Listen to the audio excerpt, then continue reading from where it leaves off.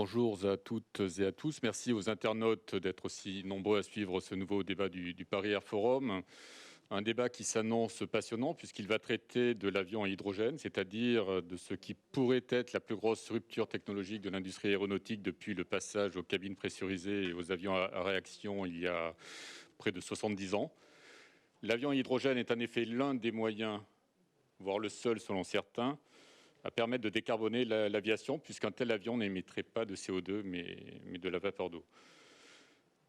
L'avion à hydrogène est en effet au cœur du plan de relance de l'aéronautique, présenté en juin par le gouvernement français, qui a donné comme ambition de mettre en service un avion à hydrogène pour succéder, je cite, à la 320 à l'horizon 2035, soit avec 15 ans d'avance par rapport aux prévisions qui prévalaient jusque-là. Airbus, qui expliquait depuis des années qu'il visait également un avion décarboné, s'est officiellement engagé en septembre dans ce projet en présentant 3 concepts d'avions à hydrogène allant de 100 à 200 places. Même si des avions à hydrogène ont déjà volé aux États-Unis il y a plus de 70 ans, les obstacles sont de taille. Un avion à hydrogène en 2035, est-ce vraiment possible? C'est le thème de ce débat. Pour en parler, j'ai le plaisir d'accueillir Jean-Brice Dumont, Executive Vice President Engineering d'Airbus, au centre. Bonjour Jean-Brice. Bonjour Fabrice. Bruno Saint-Jean, en face de moi. Bonjour Fabrice. PDG de l'ONERA, le Centre français de recherche aérospatiale. Bonjour Monsieur Saint-Jean.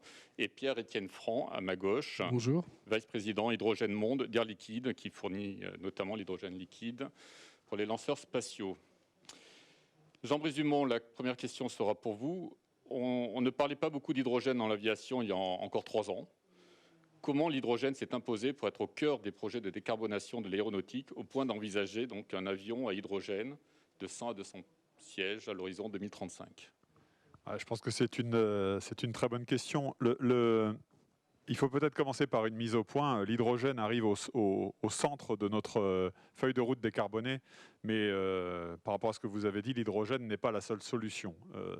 On va vraiment vers un mix. En revanche, l'hydrogène est ce qui cristallise la capacité d'innovation de nos ingénieurs, qui s'est prouvé dans les décennies passées et qui nous a fait faire tout ce que Airbus et tout ce que plus généralement l'industrie aéronautique a su faire. L'hydrogène, dans une vision décarbonée, c'est quand même ce composant qui a la caractéristique d'avoir une densité d'énergie qui est supérieure à celle du kérosène. Et quand on regarde le problème qu'on avait avec les batteries, on est exactement à l'opposé avec l'hydrogène. L'hydrogène contient de l'énergie par kilo largement au-delà de ce dont on pourrait avoir besoin. Donc c'est la bonne matière. Maintenant, il faut en faire quelque chose qui peut voler dans un avion. La façon de le faire voler dans un avion, c'est sous sa forme liquide, qui est à moins 253 degrés. Donc on a des défis technologiques. Mais en même temps, si je devais le résumer, je dirais que l'avion à hydrogène, il est possible. C'est bien ce qu'on affirme. On a les ingrédients, on n'a pas encore la recette. Donc c'est justement ce travail qui reste à faire pour arriver à concevoir cet avion à hydrogène et à le mettre en service à l'horizon 2035. Bruno Saint-Jean, quelles sont les raisons qui permettent, selon vous, d'envisager la mise en service d'un tel avion d'ici une quinzaine d'années? Je crois d'abord important de rappeler que c'est un objectif ambitieux et même très ambitieux. Mais il faut aussi se souvenir que quand le président Kennedy a dit en 1961 que les Américains marcheraient sur la Lune avant la fin de la décennie, il y avait pour le moins beaucoup de sceptiques, y compris même à la NASA. Et puis il faut aussi se souvenir, toujours en regardant dans le passé, que ces mêmes Américains ont fait voler en 1958 un bombardier, un avion à propulsion hydrogène dérivé d'un bombardier. Les Russes ont fait voler en avril 1988 un Tupolev 155, qui était un dérivé d'un moyen courrier, le 154. Alors bien sûr, c'était des prototypes, c'était absolument pas des avions qui répondaient aux logiques opérationnelles aujourd'hui. Mais ils l'ont fait, comme les Allemands ont beaucoup travaillé sur le moteur à hydrogène entre 1934 et 1942.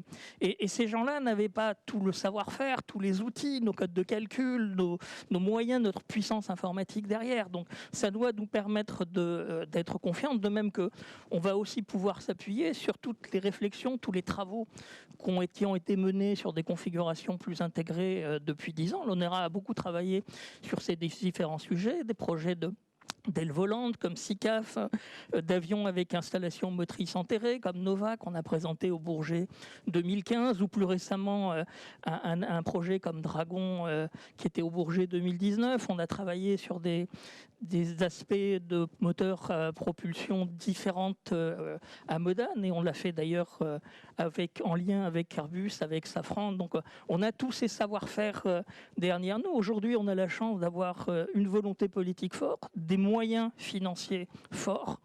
C'est sur ça qu'on va s'appuyer. Et puis je pense qu'il y a un élément qui est important qu'il convient de souligner, c'est que vu l'ambition technique de ce projet, vu également les ambitions sociétales de l'amélioration et de réponse à des enjeux climatiques, j'espère bien, je suis convaincu qu'on va attirer aussi bien dans l'industrie que dans les centres de recherche des jeunes scientifiques et de jeunes ingénieurs brillants, totalement motivés par les enjeux de ces défis. Et ça permettra aussi de le relever.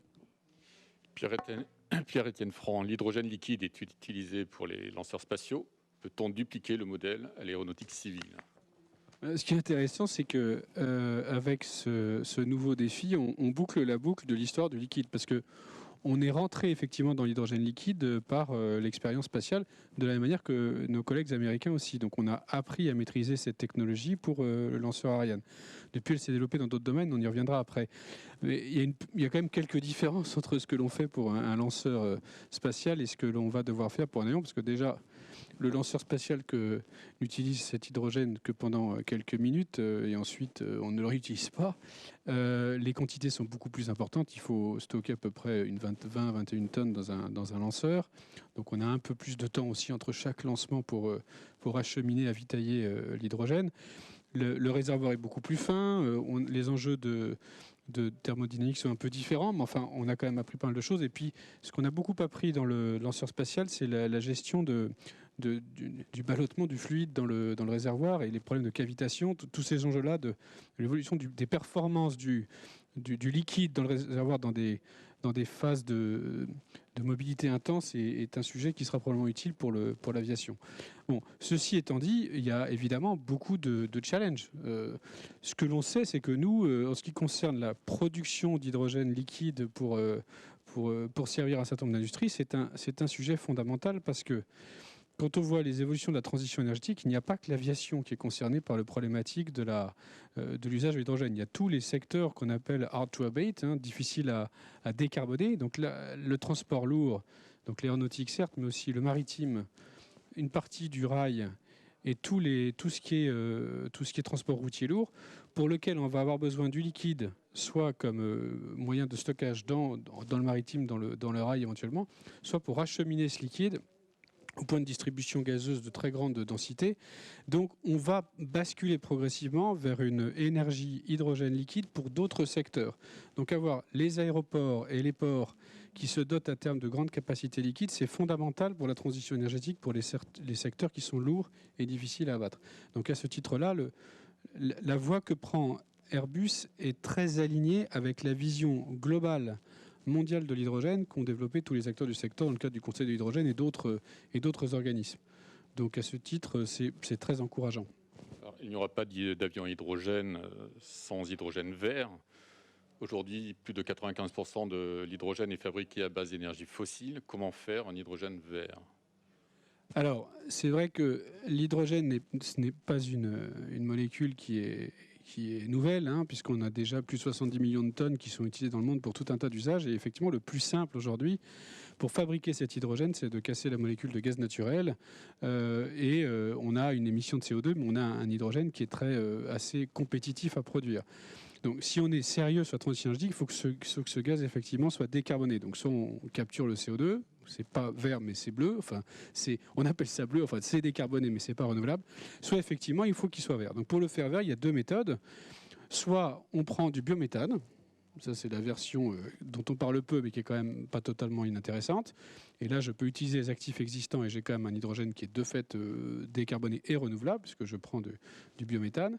Soit je casse la molécule d'eau par électrolyse, vous l'avez tous fait au lycée, et si l'énergie qui fournit cette électrolyse est renouvelable, on a bien un schéma renouvelable.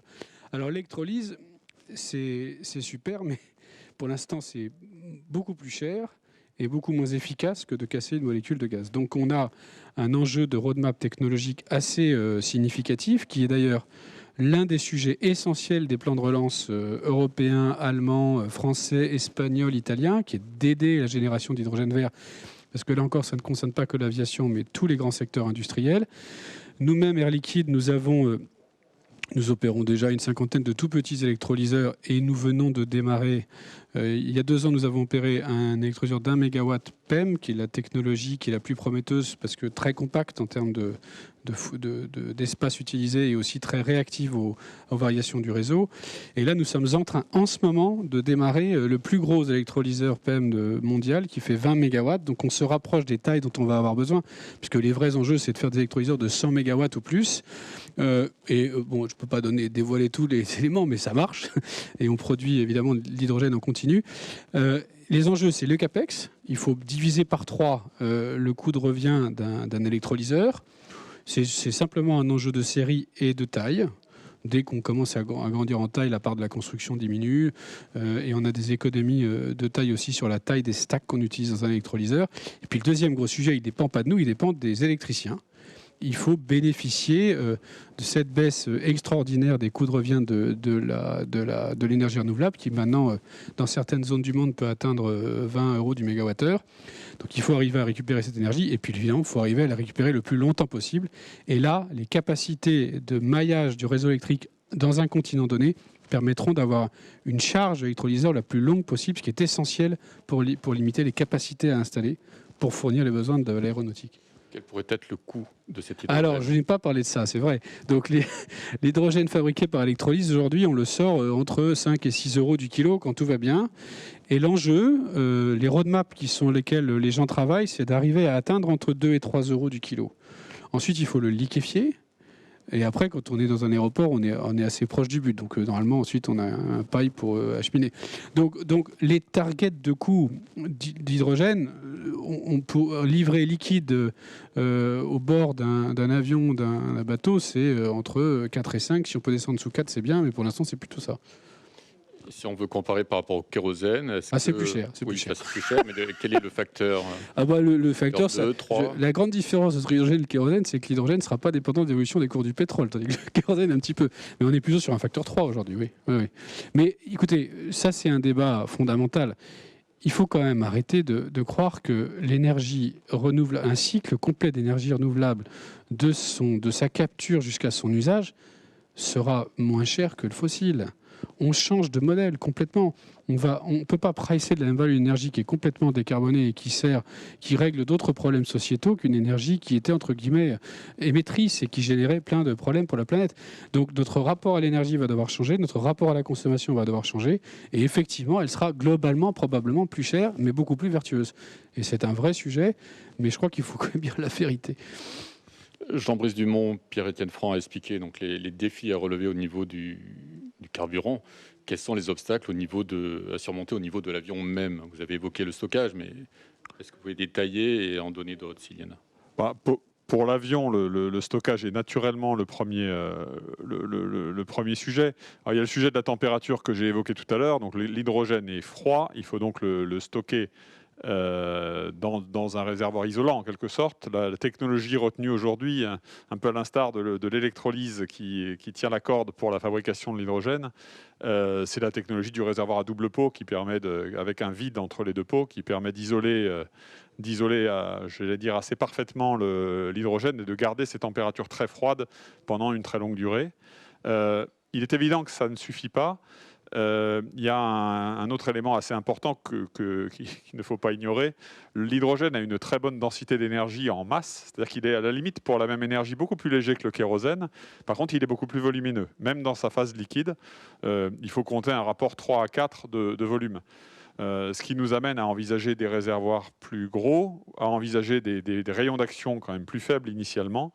Et le stockage, l'installation des réservoirs à bord de l'avion, qui a évolué de façon, j'allais dire, incrémentale depuis les débuts de l'aviation, est un sujet. Donc l'architecture même de l'avion, Bruno parlait tout à l'heure d'aile volante, l'architecture même de l'avion peut s'en trouver impactée pour trouver un optimum entre une capacité de stockage importante nécessaire pour l'hydrogène et quand même des passagers, parce que c'est à ça que ça sert un avion. Et une fois qu'on a parlé des réservoirs, vous avez un hydrogène liquide qu'il faut amener vers les moteurs, qu'il faut ensuite vaporiser parce la combustion dans le moteur se fait sous sa forme gazeuse. Donc il y a une question d'acheminement, d'isolation thermique également de tout ce qui est tuyauterie, et de quel est l'endroit optimal pour vaporiser l'hydrogène dans l'avion afin qu'il rentre dans la chambre de combustion sous sa forme gazeuse. Et à la fin, il y a le moteur. Le moteur qui doit subir à minima une modification de son principe de combustion, puisqu'au lieu de faire de la combustion d'un hydrocarbure, d'une molécule assez lourde, on se retrouve à faire de la combustion de la molécule la plus légère qui existe. Et plus fondamentalement pour le moteur, ça modifie le cycle thermodynamique du moteur pour une meilleure performance. Donc il y a probablement plusieurs étapes d'évolution dans la motorisation. Ça a déjà été fait. Des avions volent à l'hydrogène. Bruno l'a bien rappelé, hein, ça fait même plus de 70 ans que le premier a volé. Mais il y a entre l'avionneur et le motoriste une bonne dose de travail à faire pour lever cette partie-là du risque. Bruno Saint-Jean, Jean-Brice Dumont a évoqué donc les réservoirs très très gros pour stocker l'hydrogène et les conséquences sur l'architecture. Vous avez parlé de l'aile volante. À quoi pourrait ressembler un avion à hydrogène ? Bien, plusieurs configurations sont possibles et d'ailleurs j'invite les internautes qui souhaitent les visualiser à aller regarder sur le site de la 3AF, l'association aéronautique et astronautique de France, qui a sorti un numéro d'octobre avec un article très bien fait sur l'avion à hydrogène et avec des illustrations. Donc, on y voit par exemple un avion avec une configuration classique de type tube and wing avec les réservoirs au-dessus, comme l'a dit Jean-Brice, c'est des réservoirs volumineux et ça donne un peu à cet avion un faux air de Beluga, qui est par ailleurs un excellent produit, n'est-ce pas ?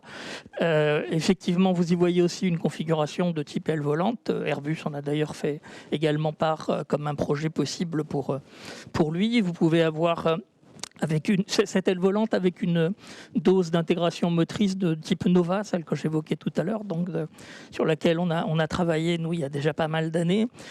Ça apparaît un concept intéressant pour un avion à hydrogène, parce que ce type de produit, ce type d'aile volante, elle donne du volume, elle donne de la place, et donc ça peut être intéressant pour répondre à cette problématique de volume des réservoirs.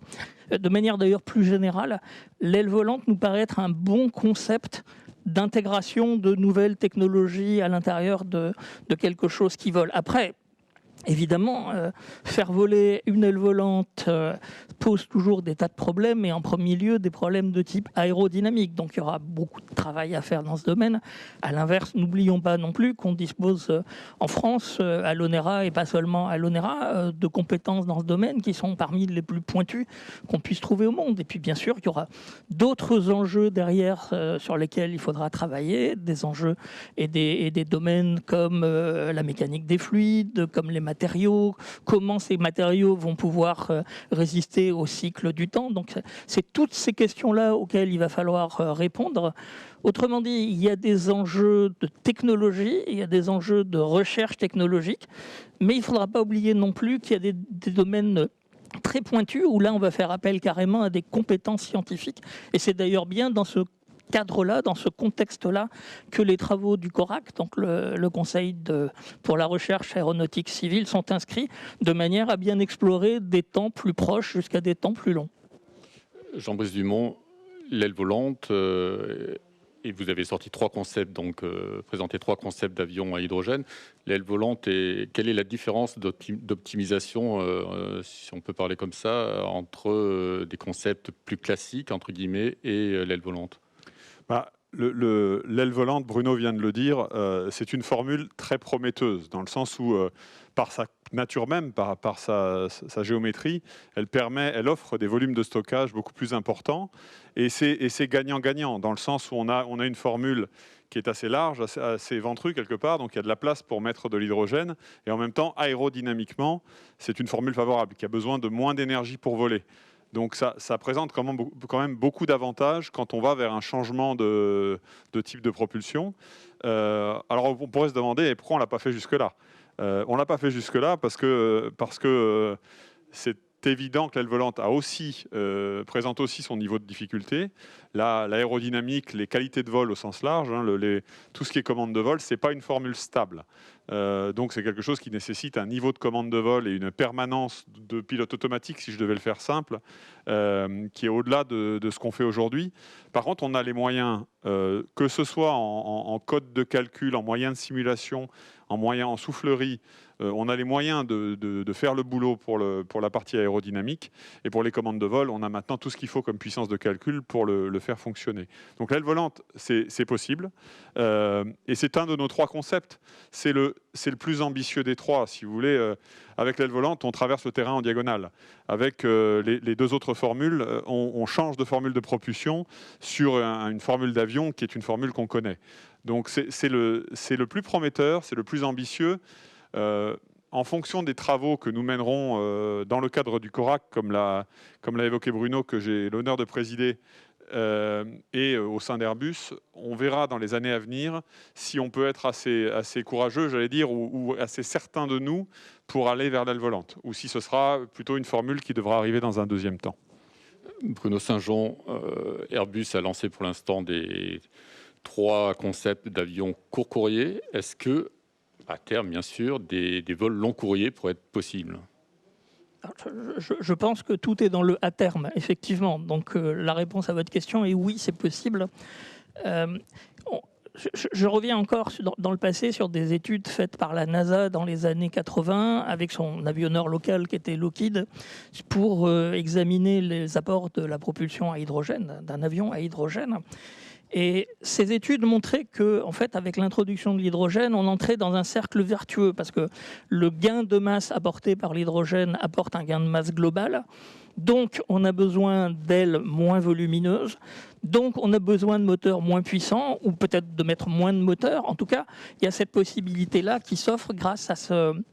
Et bien sûr, ce gain est d'autant plus élevé que l'on va plus loin. Donc pour un long courrier, ces facteurs-là est positif. À l'inverse, comme on l'a déjà rappelé avec Jean-Brice tout à l'heure, la problématique, c'est celle du volume des réservoirs. Et effectivement, le fait qu'un réservoir d'hydrogène est en gros 4 fois plus volumineux qu'un réservoir de kérosène.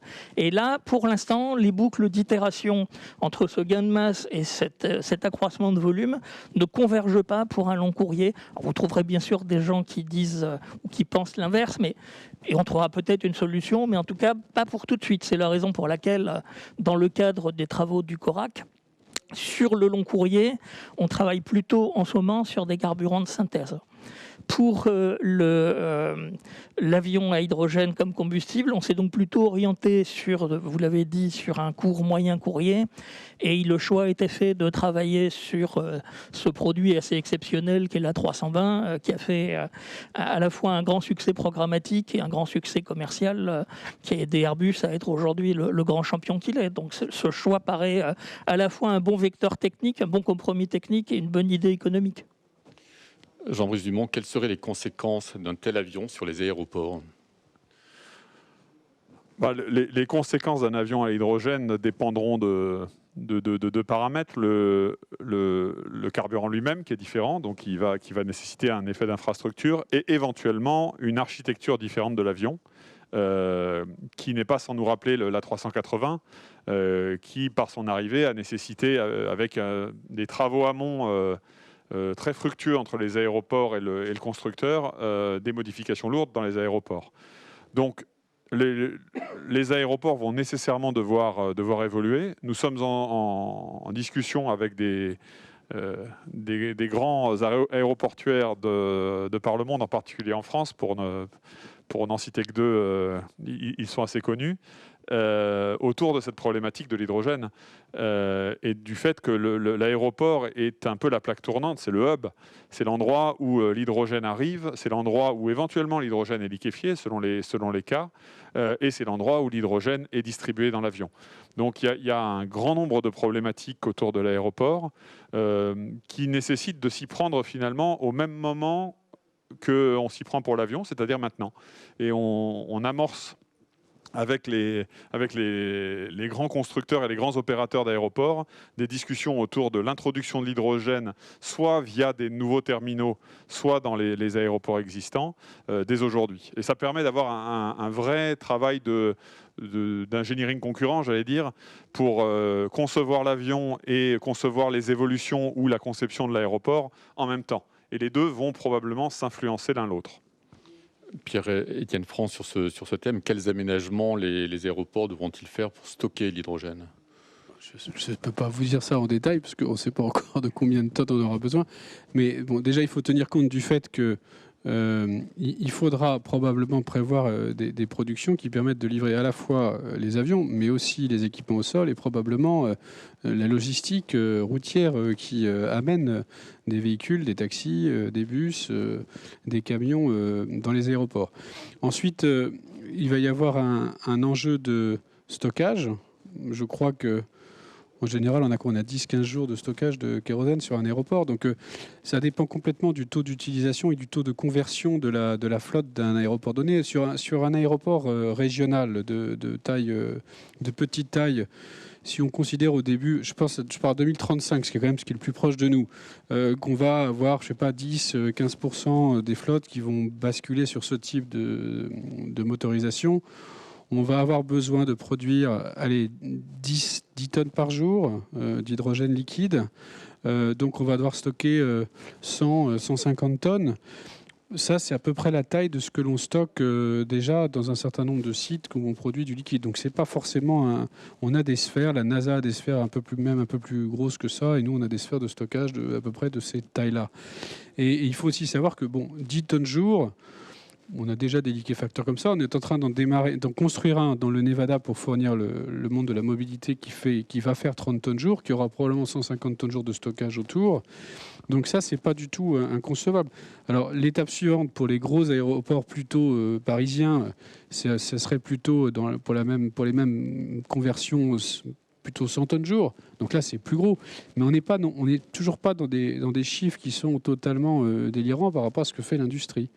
Donc, alors ensuite, le grand sujet sur lequel il faut qu'on travaille ensemble avec Airbus et avec les autres, c'est des enjeux de réglementation, de sécurité, d'implantation, de capacité de stockage, souterrain, pas souterrain, de toute la logistique pour amener l'hydrogène et pour le distribuer dans des règles de sécurité parfaites. Ça, c'est un sujet qui va devoir être travaillé très en détail, et c'est là-dessus qu'il faut travailler dès maintenant, parce qu'il va falloir l'aménager correctement. Jean-Brice Dumont, deux possibilités sont évoquées pour l'hydrogène, soit l'utilisation d'une pile à combustible, soit une turbine. Quel est l'intérêt de l'un et de l'autre? Oui, alors c'est une très bonne question. L'hydrogène peut effectivement générer de la puissance de deux façons à bord. La pile à combustible, qui est une formule de grande efficacité, ça on le sait, qui pose un problème de densité de puissance. En gros, pour avoir un moteur qui fournit les mégawatts nécessaires pour un avion, ça fait quand même quelque chose de très lourd. Et puis les moteurs traditionnels, qui ne seront pas si traditionnels que ça du coup à échéance, qui brûlent de l'hydrogène avec une formule qui est quand même assez proche de la formule actuelle. Moi, je pense que les deux sont complémentaires. Chez Airbus, nous sommes intéressés par les deux. À partir du moment où vous avez de l'hydrogène à bord, la pile à combustible est un très bon candidat pour une gestion d'énergie secondaire, pour une gestion d'énergie hybridée. Donc vous pouvez imaginer avoir des moteurs qui soient un petit peu moins dimensionnés qu'ils ne le sont aujourd'hui, notamment pour couvrir la panne, parce que vous aurez un booster qui permettra de gérer les cas transitoires avec la pile à combustible. Et ça a une différence quand même fondamentale avec la batterie, qui a été un candidat courant pour ce type d'usage. La batterie, c'est lourd. Là, l'énergie, ce n'est pas la batterie, c'est l'hydrogène qui est léger. Et donc, vous pouvez avoir une pile à combustible associée d'une façon ou d'une autre à un moteur à turbine qui vous fait une gestion d'énergie à bord beaucoup plus smart, pour utiliser le terme anglais, et qui permet de gérer sur toutes les phases de vol, depuis le roulage, la montée, les gestions de cas de panne, une gestion d'énergie nouvelle génération grâce à l'hydrogène. Tu régénères en plus un peu d'eau qui peut servir pour un certain nombre d'usages dans l'habitacle. La question de l'émission de l'eau est d'ailleurs un sujet qui est un sujet un des enjeux technologiques. On l'a dit depuis le début, la combustion de l'hydrogène, ça fait de l'eau. L'eau, aujourd'hui, quand elle est émise derrière les avions, ça fait ce qu'on appelle des traînées de condensation, contrail en anglais, qui sont un élément contributif dont la contribution d'ailleurs reste à déterminer au réchauffement climatique. Donc il faut aussi qu'on prenne en compte quelle est la nature des émissions non CO2 de l'hydrogène. C'est un sujet assez important et ça fait complètement partie de nos feuilles de route, notamment au CORAC, en étroite collaboration avec l'ONERA, que de regarder quelles sont les émissions d'eau. Et pour ce qui est des piles à combustible, effectivement, la récupération éventuelle de l'eau à bord pour un usage ultérieur. Bruno Saint-Jean, sur ce sujet, qu'est-ce que vous pouvez ajouter ? Jean-Brice a déjà quasiment tout dit, d'autant plus que, comme il vous l'a dit, on travaille ensemble. Donc là-dessus, je vais peut-être juste préciser quelques points qu'il a signalés, en disant notamment effectivement que les moteurs ne s'éloigneront des moteurs traditionnels, mais ce ne sera pas pour autant un moteur nouveau, c'est plutôt de l'adaptation qu'il faudra faire, ce qui n'est pas si simple que ça à faire quand même, ce qui nécessitera aussi d'adapter tous les moyens expérimentaux pour bien mesurer les conditions d'injection, la manière dont on répond bien aux enjeux des différents domaines de vol. Ça, c'est pour le volet moteur. Moi, je crois effectivement que l'inconvénient de la pile à combustible, tu l'as dit, c'est sa capacité, le mauvais rapport entre la masse et l'énergie est bonne, mais la masse est mauvaise. Donc aujourd'hui, ça limite probablement son utilisation à des avions de type aviation générale ou petit avion régional, quelque chose comme ça. Par contre, c'est aussi un moyen intéressant pour approcher la propulsion distribuée. Et ça, c'est quelque chose, et ça répond aussi d'ailleurs c'est un élément de réponse à votre première question sur qu'est-ce qui permet d'être optimiste aujourd'hui. Là encore, on ne part pas de zéro, puisque pour ceux qui sont venus nous voir au Bourget en 2019, on avait mis sur le site une maquette d'un projet qui s'appelle Dragon, qui fonctionne sur cette base-là. Donc, et c'est un projet qui est financé par Bruxelles et la JU entre les industriels et la Commission européenne qui s'appelle Clean Sky. Donc on a aussi commencé à travailler sur ces sujets-là. Monsieur Franck, sur ce sujet, ce débat entre piles à combustible et turbines. Bon, ce serait bien présomptueux de notre part d'avoir un avis autorisé. Ce qui est sûr, c'est que les enjeux d'efficacité sont critiques. A priori, les piles à combustible ont un intérêt en termes d'efficacité. Maintenant, on est effectivement sur des puissances qui n'ont rien à voir. La seule chose qu'il faut peut-être mentionner, c'est que la pile à combustible n'en est qu'à ses débuts en termes de développement, puisque c'est vraiment le début de la mise en série. Aujourd'hui, il y a quelques dizaines de milliers de piles à combustible qui sont produites pour le monde des voitures, de la mobilité moyenne, des bus, et ça va aller crescendo de manière un peu exponentielle. Donc il va y avoir probablement un certain nombre de développements très importants dans les autres industries, qui devrait profiter à terme à l'aéronautique aussi. Bon, maintenant, c'est vraiment le métier des motoristes de définir la bonne solution. Bruno Saint-Jean, est-ce que la conception d'un avion à hydrogène peut s'accompagner par de nouvelles relations entre avionneurs et motoristes ? Là, il faut que je regarde mon voisin dans les yeux pour savoir si je vais devoir m'éloigner ou pas en fonction de ce que je réponds. Mais on le voit bien, toutes ces conformations, ces configurations innovantes que l'on a évoquées, j'ai cité les quelques-unes sur lesquelles on a notamment travaillé à l'ONERA, ramènent à des approches plus intégrées du moteur dans l'avion. Et ça veut probablement dire que les industriels doivent davantage co-travailler, et ils y sont tout à fait prêts. Et d'ailleurs, dans le CORAC, bien sûr, Safran a toute sa place. J'évoquais tout à l'heure ce que l'on fait à Modane, et je le redis, on le fait en lien direct avec Safran et avec Airbus. Après, là encore, il est intéressant de regarder dans le passé parce que cette approche, c'est jamais celle que l'on a réussi à développer dans les années 80 entre Dassault et un industriel qui s'appelait Snecma, pas encore Safran à l'époque, parce que c'était indispensable pour faire un avion de combat comme le Rafale.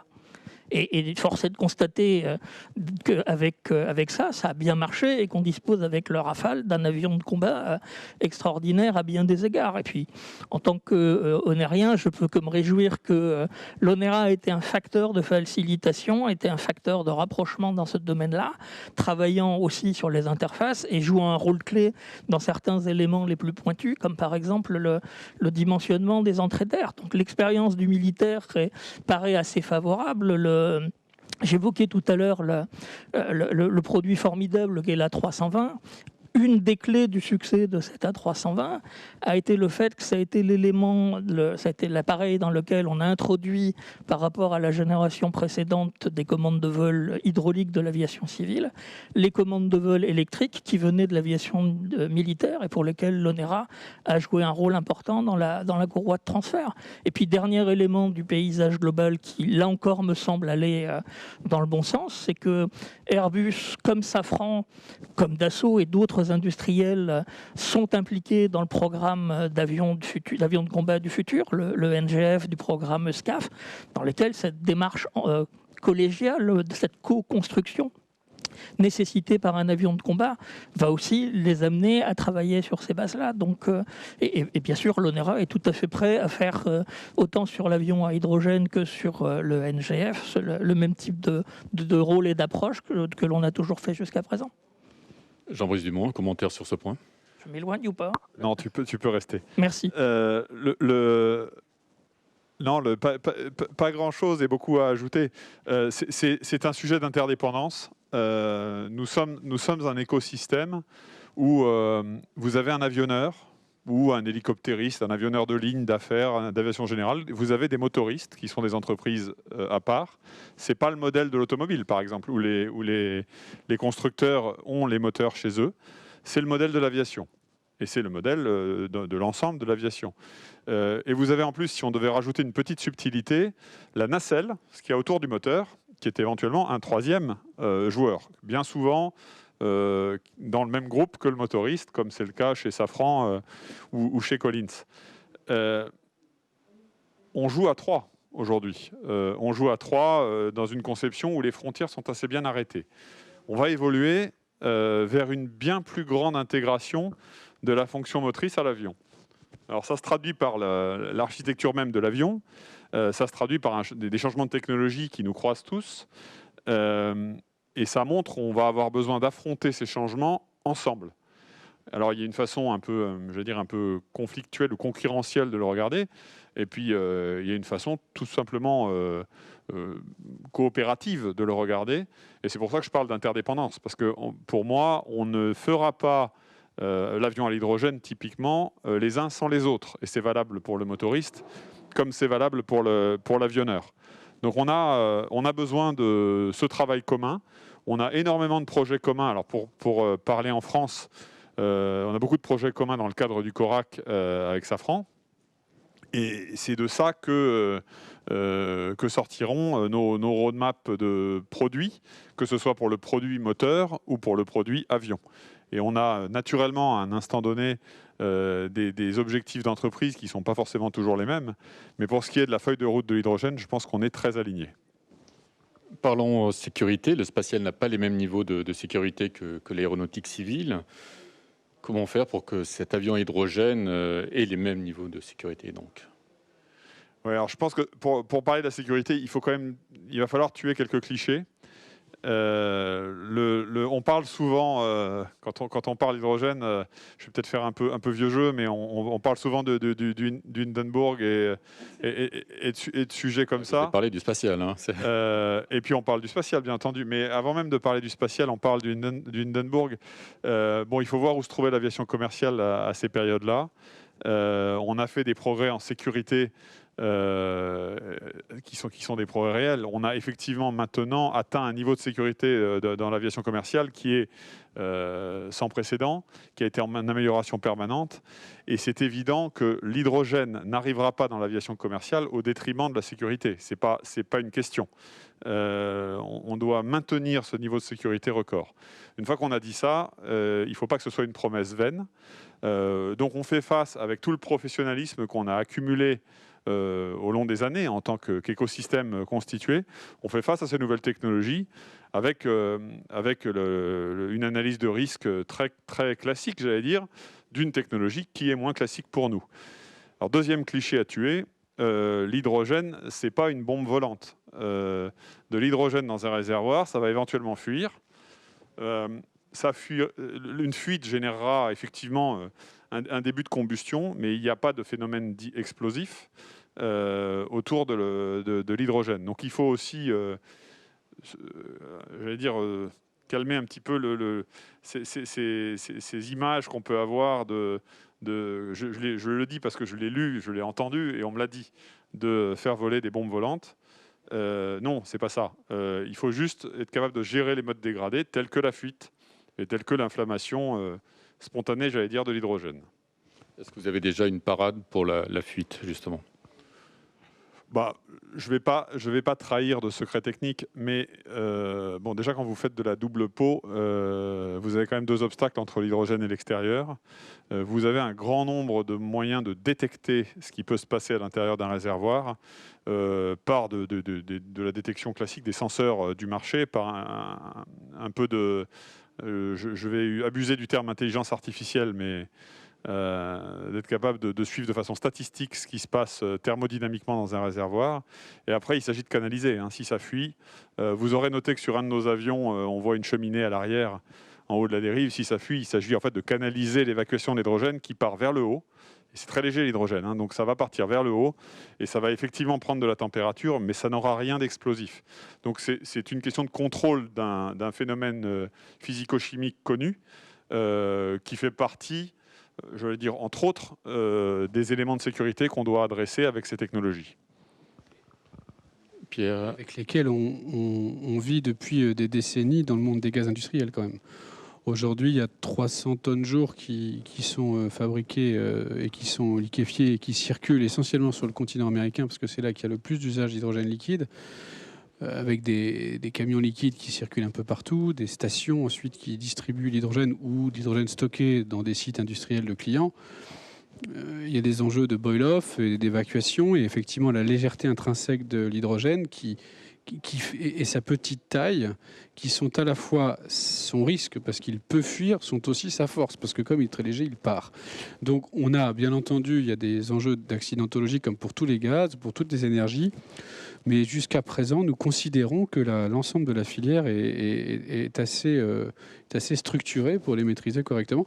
Et vous avez eu les mêmes sujets pour le monde de l'automobile qui est en train de mettre des véhicules, des bus, des camions, des voitures sur les routes et qui ont géré d'autres problématiques qui sont le stockage d'hydrogène sous pression avec des règles de sécurité qui sont aussi impérieuses que celles qui s'appliquent au pétrole aujourd'hui et qui les rend tout aussi sur deux. Donc il faut effectivement démystifier l'hydrogène dans sa dangerosité. Il n'est ni plus ni moins dangereux que les autres énergies. Simplement, c'est une énergie que le grand public connaît moins bien. Et donc, un peu comme la batterie, quand elle est arrivée dans les voitures, génère un peu d'appréhension. Mais lorsque les constructeurs auront développé des avions à hydrogène qui tournent, je ne pense pas qu'ils les mettront en vol sans avoir validé toutes les règles. Monsieur Saint-Jean, sur cette question de la sécurité. Là encore, ils ont dit tous les deux beaucoup de choses, donc je vais essayer de raisonner en delta. Peut-être d'abord, puisque le point de départ, c'était la comparaison entre le spatial et l'aéronautique. Il y a déjà le nombre d'aéroports, qui n'est pas du tout le même. En gros, d'un côté, vous avez Kourou pour faire caricatural. De l'autre, il faudra équiper tout un système. C'est peut-être aussi une réponse d'ailleurs à votre question sur les longs courriers, et qui dépasse d'ailleurs même la seule introduction de l'hydrogène. C'est-à-dire que pour en faire aller un avion d'un point A à un point B, il faut être sûr que le point B, quelle que soit la distance, aura tous les équipements nécessaires pour faire ce que vous avez à faire, débarquer les passagers, ce qui est un sujet sur l'aile volante, trouver les équipements pour refaire le plein, etc. Après, au niveau sécurité, je rejoins complètement Jean-Brice sur le côté, on a tous un peu le Hindenburg en tête et peut-être un peu trop fort. Après, à l'inverse, il y a certains sujets de sécurité sur lesquels l'hydrogène apporte peut-être même un plus par rapport au kérosène. Typiquement, un crash et un incendie, pour les raisons qui ont été évoquées par tous les deux, c'est-à-dire la légèreté de la molécule d'hydrogène, par principe, enfin de dihydrogène d'ailleurs, il faudrait dire si on veut être puriste, elle va faire en sorte qu'elle s'élève, contrairement au kérosène qui reste en sol. Et puis, le rayonnement d'un feu d'hydrogène est très nettement inférieur à celui d'un feu de kérosène. Donc, bien sûr, ça introduit, ils l'ont dit tous les deux, des phénomènes différents qu'il faut maîtriser. Mais il ne faut peut-être pas non plus, par principe, considérer qu'on n'y arrivera pas. Et d'ailleurs, si ma mémoire est bonne, quand on a introduit le kérosène dans les avions anciens, les gens aussi ont eu peur de problématiques de sécurité, d'incendie qu'on a, enfin, soyons-en conscients, qu'on a su résoudre. Par contre, il y a une question sous-jacente sur cette question de sécurité, qui est la question de la certification de l'appareil. C'est quelque chose qui s'est alourdi ces dernières années. C'est quelque chose de dimensionnant. Bien sûr, on ne fera pas voler un appareil qui n'ait pas répondu à un certain nombre de données, de certification, mais avec cette nouvelle technologie, on va introduire beaucoup de choses nouvelles. Et les organismes de certification vont perdre leur base de données, vont perdre leurs références. Donc c'est aussi tout ça qu'il faut construire. Et ça me semble un enjeu important, un des points durs à résoudre, si on veut tenir cet objectif de 2035, c'est bien aussi avoir dans la boucle le volet certification. Et d'ailleurs, on rend grâce une fois de plus à la DGAC qui a bien perçu ce problème et qui a organisé dans le cadre du CORAC déjà les éléments de réflexion avec tous les partenaires, parce que ça nous paraît un enjeu extrêmement important si on veut tenir les calendriers. Jean-Brice Dumont, justement, sur ce volet certification, sans même parler de l'avion à hydrogène, on voit bien qu'avec l'histoire du MAX, il va y avoir nécessairement un renforcement de la certification pour tous les nouveaux concepts. Qui plus est, sur un concept comme, en rupture comme l'hydrogène, est-ce que vous attendez à des temps de certification très très longs? Non, pas nécessairement. Je pense que si on s'y prend à temps, c'est-à-dire que tous les acteurs discutent le sujet dès le début, ensemble. Et ce que ça veut dire pour nous, c'est que les agences de certification, le HASA en tête, font partie des discussions dès aujourd'hui. On saura comment faire. Et la certification, on l'aura finalement préparée ensemble. Les bases, ce qu'on appelle les bases de certification, qu'est-ce qu'on doit démontrer pour que l'agence de certification tamponne le produit que nous proposons? Ça, on va le regarder ensemble. Et on a, si je suis un peu sec, on a 15 ans pour regarder ça ensemble. Donc c'est quand même pas mal de temps pour discuter, analyse de sécurité, niveau de démonstration. Bruno l'a dit, la certification avec le temps et avec le mode un peu incrémental de l'aviation est devenue assez lourde parce qu'on a toujours ajouté des démonstrations qui correspondaient aux problèmes qu'on a rencontrés. Donc finalement, on y est allé couche après couche. Et on est en train actuellement, mais c'est une tendance mondiale, on est en train de faire évoluer la certification vers quelque chose qui soit basé sur le risque. C'est quelque chose de particulièrement prégnant à l'époque du Covid. Quel est le risque ? Et pas simplement quelque chose de prescriptif qui vous dise tes ailes doivent être comme ça, tu dois avoir une surface qui est telle forme. Non, ça c'est de la conception, c'est pas de la certification. Donc pour l'hydrogène, c'est vers ça qu'il faut partir. Il faut avoir une approche par le risque qu'essayons-nous d'éviter, et on remonte sur des standards industriels qu'on va devoir définir dans les années à venir, qui feront de l'avion à hydrogène un produit certifiable et certifié.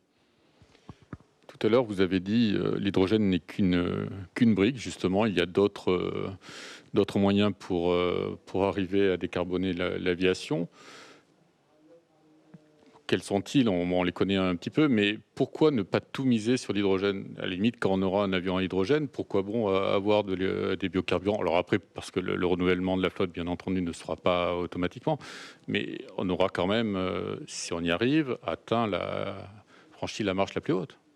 Alors, j'ai l'impression qu'il y a une prudence de la part de tout le monde en disant « Oula, il ne faut surtout pas parler que de l'hydrogène », parce que comme si on avait une crainte de ne pas y arriver, en fait. Non, on est convaincu qu'on arrivera à certifier de l'avion à l'hydrogène en 2035 et Pierre-Étienne, Air Liquide et les différents acteurs de ce secteur mettent en œuvre tout ce qu'il faut pour avoir de l'hydrogène vert ou bleu à des prix abordables, et le travail d'infrastructure a lieu aussi. Pourquoi est-ce qu'on dit ça? Parce que on pense, quand on regarde la trajectoire d'empreinte environnementale, la trajectoire carbone notamment que l'aviation s'est fixée, qu'un moyen ne suffira pas. On a quand même des objectifs qui sont relativement, je ne vais pas dire court terme, le terme serait un peu abusif, mais on s'est fixé des objectifs pour 2050. Et avec un avion qui arrive par le bas du marché en 2035, on ne va pas atteindre nos objectifs juste avec l'hydrogène. Qui plus est, on ne fera pas le long range, on ne fera pas les avions long courrier, au moins pas dans un premier temps. Donc il faut absolument regarder toutes les pistes que nous avons devant nous. Il y a un débat très, très parallèle à celui de l'hydrogène, qui est le débat des carburants durables, avec les biocarburants de troisième génération, qui sont absolument indispensables à court et moyen terme, et qui, je pense, le demeureront. Mais de leur côté aussi, ne feront pas toute l'aviation. Entre les deux, il y a le carburant synthétique, Bruno l'a évoqué tout à l'heure, qui lui-même nécessite de l'hydrogène. Qui est beaucoup plus cher. Et qui sera beaucoup plus cher, qu'on peut imaginer dans un deuxième temps être une solution très efficace, parce que pour le coup, là, l'avion, il n'a pas beaucoup besoin de changer, mais le carburant synthétique aura quand même un problème de disponibilité. Ça, c'est par la source d'énergie. Ce qu'il ne faut pas oublier non plus, c'est que pendant ce temps-là, l'aviation fait des progrès. L'aviation de génération en génération a fait des progrès. Donc les technologies qu'on met en place pour l'avion à l'hydrogène sont des technologies disponibles finalement pour tout type d'avion. Des voilures beaucoup plus optimisées, qui vont du coup être plus légères, qui vont par effet boule de neige nécessiter des structures éventuellement plus légères aussi. C'est un progrès pour l'aviation. C'est ce qui fait faire à l'aviation un saut de 20%, si je suis un peu timide, entre deux générations d'avions. Il ne faut pas oublier ça non plus. Et le dernier point, c'est l'utilisation opérationnelle. Si je devais donner un seul symbole, Fellowfly, que nous avons communiqué récemment, qui est le principe de vol en formation pour des vols intercontinentaux type transatlantique, est une façon de gagner entre 5 et 10% d'énergie donc de carburant, donc d'émissions, sur un vol longue durée. Et ce type, ces sommes de gains, Fellowfly étant un petit peu une figure de proue, c'est ces sommes de gains qui font qu'à la fin, l'aviation d'une génération à l'autre gagne ses 20 ou 30% et que l'aviation atteindra les objectifs qu'elle s'est fixés à l'horizon 2050. L'hydrogène étant, j'allais dire, le symbole, la figure de proue de l'ensemble de la roadmap énergétique, mais ce n'est pas la seule voie que nous avons.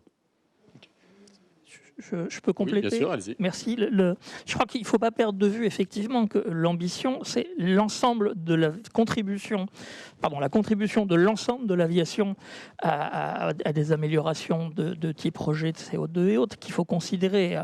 On pense beaucoup à l'aviation commerciale parce que, bien sûr, c'est elle qui génère le plus grand nombre d'appareils, mais c'est à toute la gamme qu'il faut s'attaquer. Donc, il y a un enjeu d'applicabilité d'une solution. Et par exemple, on l'a dit tout à l'heure, la solution électrique convient plus pour des petits hélicoptères, pour des petits appareils probablement. J'ai évoqué tout à l'heure l'hybride, qui est également une bonne solution, parce que vous n'avez pas besoin de la même puissance de moteur pour faire décoller un avion qu'une fois que vous êtes ensuite en croisière, qui est quand même la phase la plus longue. Donc on peut très bien imaginer des concepts dans lesquels on a plusieurs moteurs qu'on allume tous ensemble pour décoller, et ensuite dans l'air, on en éteint en croisière, on en éteint quelques-uns, ce qui réduit la contribution. Après, il faut savoir quelle technologie utiliser, il faut savoir comment mixer tout ça, mais on y travaille, on a de bonnes bases là-dessus. D'ailleurs, je parlais tout à l'heure de travaux européens. La Commission a lancé en janvier 2020 un projet de propulsion hybride qui s'appelle IMOTEP. On est 33 acteurs dessus à travailler. Il y a tous les grands de l'industrie aéronautique européenne, il y a de plus gros centres de recherche. Côté ONERA, on coordonne ça. Et effectivement, c'est quelque chose qui a du potentiel. Et puis, les carburants de synthèse qui offrent l'avantage aussi d'apporter des éléments de réponse et de progrès de plus court terme, parce qu'on n'a pas besoin de changer les installations, les moyens, la distribution, les aéroports, ou en tout cas de très peu. On est dans l'adaptation, pas dans le changement. Monsieur Franck, qu'est-ce que vous craignez le plus dans ce projet ? On est devant un alignement assez unique des étoiles parce que l'Europe est l'un des endroits où il y a la plus belle maîtrise technologique, à la fois du côté aéronautique et aussi du côté de la maîtrise de la technologie liquide, hein, parce que c'est vraiment entre la France et l'Allemagne que se trouvent les principaux acteurs sur le sujet. Il y a une dimension sociétale fondamentale de réduction des gaz à effet de serre. Il y a une volonté politique qui, pour l'instant, est forte. La seule chose que je crains, c'est qu'on arrête en route. Ça faisait longtemps qu'on n'avait pas eu un vrai projet d'envergure, très fédérateur sur plusieurs maillons de l'industrie française et européenne. On n'en a pas tant que ça, donc on peut s'amuser à critiquer, mais enfin, c'est quand même un emblème fédérateur pour les jeunes, pour l'industrie, pour la technologie, pour de nouvelles filières énergétiques qui va servir d'autres secteurs. L'aéronautique se trouve un peu, du coup, de nouveau en fer de lance d'une dynamique plus globale. Surtout, restons droit dans le cap, quoi. C'est vraiment ça que je crains, rien d'autre. Le reste, les ingénieurs y arriveront. Je ne suis pas très soucieux. Donc vous, c'est un risque politique, en fait. Un risque politique ou un risque économique qui fasse que les uns et les autres fassent des impasses. Il faut essayer de vraiment préserver cette ambition et de mettre toutes les forces dessus, en tout cas les forces qui ont été prévues au départ, quoi. Mais on a plusieurs fois cité le spatial. Il y a une ambition, effectivement, du même niveau qu'a été l'ambition spatiale. Et elle a permis de faire beaucoup de choses. Alors, et on y est arrivé. Et donc, on doit faire pareil, là. C'est ça l'enjeu. Tout à l'heure, vous l'avez dit, l'aviation ne sera pas le seul consommateur. Pourra-t-on arriver à produire autant d'hydrogène liquide pour... Ça, c'est... Oui, intrinsèquement, on peut produire de l'hydrogène liquide, on peut en produire autant qu'on veut. La question, c'est pour qu'il soit à vert. l'échelle de la planète, comme... À l'échelle on a fait des calculs, il y a eu tout un tas de calculs qui circulent, mais on a fait des hypothèses de besoins en étant dans une logique d'efficience où toute l'aviation passe par l'hydrogène et qu'il y a effectivement encore d'autres solutions, qu'on a amélioré les efficacités, qu'on a des méthodes de vol aussi qui sont parfois différentes pour économiser encore un peu d'énergie. Donc on arrive à un besoin d'environ 10 millions de tonnes. 10 millions de tonnes, c'est 10% de ce qu'on voit venir comme étant la demande mondiale d'hydrogène dans les 30 ans à venir. Si on était sur 40 millions de tonnes, ce serait un peu plus, mais resterait des chiffres assez raisonnables. Les besoins convertibles, là c'est pareil, ça dépend du taux de charge de l'électrolyseur et donc du besoin d'électricité. C'est 500 gigawatts de capacité. 500 gigawatts de capacité, c'est à la fois gigantesque, hein, bien sûr, c'est très très grosse capacité, mais ce n'est que 5 ans de construction de la capacité renouvelable mondiale. Donc dans 30 ans, il faut avoir en quelque sorte capturé 5 ans du progrès de la capacité renouvelable mondiale pour la destiner à l'aviation. Donc ensuite, il y a des débats très importants de société sur quel modèle de consommation, quel type d'énergie, qui vont nécessiter probablement de faire des arbitrages, mais qui ne sont pas vraiment du ressort des industriels. Les industriels, enfin, ils peuvent participer au débat de la société, mais ils sont là pour faire en sorte que quel que soit le schéma énergétique requis, les technologies qu'on utilise pour y répondre soient le plus propre possible. Et dans ce contexte-là, l'hydrogène vert qui sert les avions fait partie des solutions incontournables, donc il faut avancer. Vous voulez rajouter quelque chose ? Oui, peut-être ce serait mon dernier mot. Je pense que nous avons une critique évidente, y compris quand on se tourne vers l'hydrogène, qui est la critique suivante. Vous allez consommer beaucoup d'énergie et vous n'allez pas y arriver.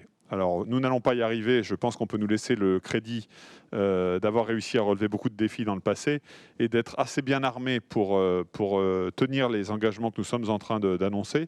On ne sait pas comment on fera exactement voler l'avion à l'hydrogène, mais on a, comme je l'ai dit plus tôt, tous les ingrédients de la recette de cuisine. Et l'élément qui est de dire « vous n'aurez pas les énergies », c'est aussi sous-estimer la capacité de ces industries à évoluer et à progresser. Ce qui est notre devoir, c'est de mettre au service de la société des solutions. Après, les choix seront des choix sociétaux, mais il ne faut pas s'empêcher de développer ces technologies qui sont des technologies de développement durable, avec la crainte qu'on n'y arrivera pas ou que ce ne sera pas suffisant. Je pense qu'il faut ce qu'on appelle jouer gagnant. Et l'avion à hydrogène, c'est exactement ça. C'est le symbole d'une approche gagnante, technologique et durable. Très bien. Écoutez, merci messieurs pour ce débat très intéressant. Merci à vous d'avoir suivi ce débat et à très bientôt sur la tribune.